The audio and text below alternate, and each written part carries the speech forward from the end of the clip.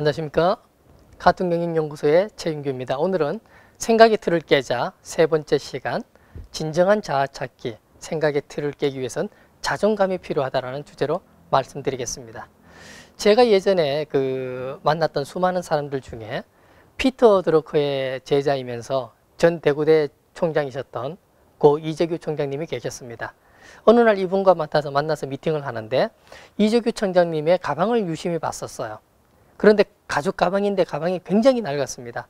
다 헤어졌습니다. 특히 손으로 잡는 손잡이 한쪽 모퉁이는 완전히 떨어져서 덜렁덜렁 거리고 있었습니다. 그런데 그 가방을 보면서 제가 생각을 했습니다. 저분이 가방 하나 살 정도의 돈이 없지는 않을 텐데 왜 저런 걸 들고 다닐까? 그런데 행동하거나 말씀하시는 거 보면 자기 위신과 체면이 있는데 그 가방에 전혀 연연해 하지 않으시는 모습을 봤습니다. 그리고 또 추후에 지금은 이제 서울시장이 되신 박원순 서울시장님이 저희 사무실에 오신 적이 한번 있으셨습니다. 박 시장님이 저희 사무실에 오셨을 때 아주 무거운 배낭을 메고 오셨어요. 제가 한번 들어봤더니 배낭이 20kg도 넘을 것 같아요. 그런데 이분이 또 지하철을 타고 오셨어요. 저 무거운 가방을 들고 왜 지하철을 타고 다닐까?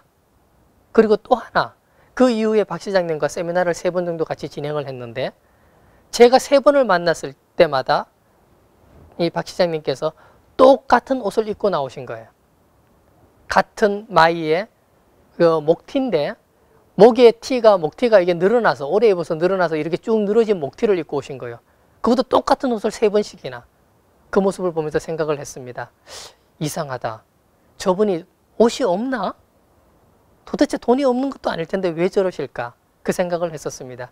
그런데 이재규 총장님께 느꼈던 것과 똑같은 느낌을 가졌습니다.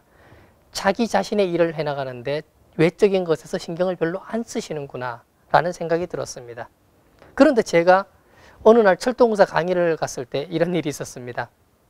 강의를 가서 파워포인트로 컴퓨터 설치하고 있는데 그 강당에 있는 철도공사 사람들이 강사님이 안 오셨다고 전부 다 말씀을 하는 거예요. 저는 강사가 와서 설치를 하고 있는데 근데 제가 알았습니다. 그때 제가 강의를 하러 갈 때가 여름이었는데 제가 면바지에 티셔츠를 입고 갔습니다. 그 철도공사 생긴 일에 강사가 오는데 면바지에 티셔츠 입고 온 사람이 아마 처음이었던 그 모양입니다. 그 첫째 시간이 끝나고 쉬는 시간 때 한 분이 질문을 하셨어요. 저 강사님, 지금 입고 있는 티셔츠가 얼마입니까? 라고 질문을 하더라고요. 그래서 제가 얘기했습니다. 그 강남역 앞에 대로변에서 노점상에서 3,000원 주고 샀습니다. 라고 대답을 했습니다. 그때 그 대답과 동시에 제가 이렇게 말씀드렸습니다. 그런데 제가 장점이 하나 있습니다. 뭐냐 그러면 저는 어느 장소에 가든지 간에 제가 입고 있는 옷보다 제 몸값이 항상 더 비쌉니다. 라고 말씀드렸습니다. 그 이야기를 하고 나서 어느 날 TV를 봤더니 왕의 남자를 만든 이준익 감독이 나와서 인터뷰를 하더라고요. 1000만 영화를 만들고 인터뷰를 하는데 아나운서가 물었습니다. 티셔츠를 이상한 걸 입으셨는데 티셔츠 얼마 주셨습니까? 그런데 이 이준익 감독은 저보다 더 세더라고요. 이렇게 얘기했습니다. 길거리에서 2,000원 주고 샀습니다. 라고 얘기하는 거예요. 그러면서 이준익 감독이 아나운서에게 이렇게 얘기했습니다. 내가 명품이 아닌데 명품 옷 입는다고 명품이 됩니까? 자, 지금까지 제가 말씀드렸던 4명의 사람, 이재규 총장님, 박원순 시장님, 그리고 이준익 감독, 또 저도 있죠. 저까지 포함해서 이 사람들의 공통점이 뭔가 저는 한번 찾아봤습니다. 바로 그것은 자기 자신에 대한 자존감이 높다라는 사실입니다. 자존감이 높으면 외적인 것에 신경 별로 쓰지 않습니다. 자존감이 높으면 일을 찾아서 하고 자존감이 높으면 창의적으로 일을 할 수밖에 없습니다. 그래서 저는 생각의 틀을 깨기 위해서는 먼저 자신의 자존감을 가져야 된다고 말씀드리고 싶은 것입니다. 창의적 아이디어인지의 공통점, 바로 자존감이고 이 자존감을 가진 사람들의 똑같은 요소들이 있습니다. 어떤 것들이냐? 첫째, 열정적이다. 둘째, 자신의 상상 속에 갇히지 않는 사람입니다. 셋째, 자신의 전부를 걸 수 있는 사람입니다. 넷째, 자기 생각을 깊게 숙성시키는 사람입니다. 다섯 번째, 남과 협상을 통해서 더 나은 아이디어를 계속 창출해 낼 수 있는 사람입니다. 여섯 번째, 상대방의 거절을 대충 신경 쓰지 않는 사람들입니다. 7번째, 현재의 현실을 환상과 비전으로 전환시킬 수 있는 사람입니다. 8번째, 목적의식을 가지고 사는 사람입니다. 그리고 9번째, 가슴으로 생각하는 사람입니다. 제가 첫 시간에 말씀드렸듯이 상상과 아이디어 창의성은 감성이 있어야 됩니다. 그건 바로 가슴에서 움직인다는 사실이죠. 바로 이와 같은 요소들이 바로 자존감을 가진 사람들의 공통적인 요소입니다. 윈스턴 처칠은 이렇게 말했습니다. 미래의 제국은 정신의 제국이다. 올바른 정신은 올바른 자아, 올바른 가치관, 그리고 올바른 자존감에서 시작된다. 어떻습니까? 저는 거기에 하나 더 붙이겠습니다. 창의력의 기초는 바로 자존감이다. 여러분이 자존감을 가지는 바로 그 순간부터 생각의 틀은 빡 하고 깨져버릴 것입니다. 아인슈타인은 말했습니다. 위대한 아이디어는 종종 평범한 인간들의 격렬한 반대에 부딪힌다. 그 반대에 부딪혀서 그 반대를 이기고 내 생각을 통찰시키기 위해서는 자존감이라는 기초가 필요하다는 사실입니다.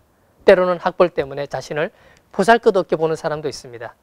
때로는 인맥이 없어서, 때로는 내 시골이 가난한 시골 태생이라서, 나는 지방대 출신이라서 그것 때문에 영향을 받는 수많은 사람들이 많습니다. 그러나 제가 인생을 살아보니까 이 세상 어느 누구도 나에게 당신 어느 시골 출신이고 어느 학교를 나왔는지 그거에 신경 쓰지 않는다라는 사실입니다. 사람들은 나에게 이렇게 얘기합니다. 중요한 것은 그렇게 교육받은 네가 그것을 가지고 무엇을 하는가이다 라고 저에게 말합니다.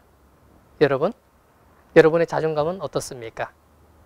비행기라는 노래, 그 노래를 부른 거북이라는 그룹이 있었습니다. 그 거북이라는 그룹과 만나서 이야기를 하는데 그 멤버 중에 한 명인 남자 터틀맨이 죽었죠. 그래서 많은 상처들을 그 그룹 멤버들이 안고 있었습니다. 그 멤버에게 제가 이렇게 얘기했습니다. 나 커피 마시러 갔더니 커피 매장에서 커피 가루를 갈아서 이렇게 꾹 누른 다음에 그걸 뜨거운 물로 내리더라. 그래서 나도 한번 해보고 싶어서 한 번만 내가 눌러보자라고 얘기를 했었다. 그런데 그쪽 커피 매니저가 이렇게 얘기했다. 이 누르는 거에 따라서 커피 맛이 달라져요. 이걸 힘껏 누르면 커피가 많이 다져지기 때문에 액이 진하게 나오고 약하게 누르면 물이 금방 빠지기 때문에 커피가 싱거워요라고 얘기하는 거예요. 그 말을 듣고 알았어요. 아, 사람들이 왜 인생이 다 다르구나. 사람들이 왜 인생이 다르고 살아가는 모습이 다 다른가. 바로 내 속에 어떤 삶의 압력이 있는데 그 압력을 누르는 힘이 각자가 다르기 때문이라는 사실을 알게 되었다라는 사실이죠. 어떤 압력으로 나를 누르든지 간에 나의 진정한 자존감이 살아있다면 내가 그 압력을 아주 숭고하게 승화시켜서 한 방울 한 방울 진정한 인생의 맛을 느낄 줄 아는 나로 만들어내겠죠. 바로 자존감은 그 역할을 하게 될 것입니다. 감사합니다.